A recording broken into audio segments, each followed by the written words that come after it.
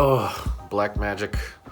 Blackmagic, why do you do this to me? I'm not mad at you, Blackmagic. My camera's been working fine. I like my camera a lot. It looks good. But they recently announced something at NAB, which for those of you who don't know is basically like the CES of cameras. It's not like they don't have cameras at CES, but NAB is more catered towards filmmakers. Anyway, there's this Blackmagic camera called the Pocket Cinema camera. It's been out for a long time. It just makes really good videos and it's not very big. It's like the size of this phone, probably a little bit thicker. But yeah, anyway, it just records pretty good video, but it was at 1080. That's why I wanted to get the Ursa Mini one I got. It's been doing well. People overall like the quality of it. But recently, they just updated the Pocket Cinema camera, and guess what? All the specs, including the price, are just about exactly what my camera can do, and this is a lot smaller. So now we have Blackmagic Pocket Cinema Camera 4K. It's only $1,300. It's approximately half of what I paid for mine. It has an extra stop of dynamic range, so things would look a lot better. This one also takes CFast cards and SD cards, which my camera doesn't do. It just takes CFast cards. One interesting thing about it, which I didn't even realize cameras could do, is it has a USB-C port on it, and it's not for power. This USB-C port you can actually plug in an external hard drive to, and it will record video files directly to your hard drive. You can write things directly to that drive and then import them into your computer. Well, not even importing, you're just plugging in the hard drive. That saves a step. It's just, you can edit it right there. So that's really, really cool. The one downside to this is it is not an EF mount. My Blackmagic camera has an EF mount, which is like the Canon standard for lens attachments. This one takes a micro 4/3 mount, which would mean we'd have to get an adapter or buy brand new lenses in order for this to work. However, it's so cheap. Cheap, by my standards, is cheap for a Blackmagic camera. Most of the time they are not this cheap. And this one can record at all of the same resolutions and frame rates my camera could. See, 4K, 4K at 24, 4K at 60. I like how in the standard video standards it says none. You just don't. You want to record in 480p? No, you can't. We deny you that. Including the new Apple ProRes, and this of course also adds the RAW format, which my Blackmagic has, but it records so much data I can't even use it. I would fill it up immediately. Lots of different storage rates, but anyway. The camera's not officially out yet, but I could see myself getting it later this year. And just as an update on the product red iPhone, I am vlogging on it right now. A lot of people were confused by this. They were like, Drew, don't you like the 10? Don't you like Face ID? I do, and I'm not using the 8 because I think it's better. I'm just enjoying the product redness of it for now. I think it looks really, really cool. This product red phone is growing on me, and I'm willing to put up with the dated format and the more bezels just for a little while, and I think more so that I can get used to having a Plus model phone again, as I'm going to be later this year. And on top of that, if I get used to the 8 Plus, then switching back to the 10 is going to be even more noticeable. And not having Face ID sucks, not having gestures sucks. Not saying the 8 Plus is a better software experience, it's just kind of a test run for me. By the way,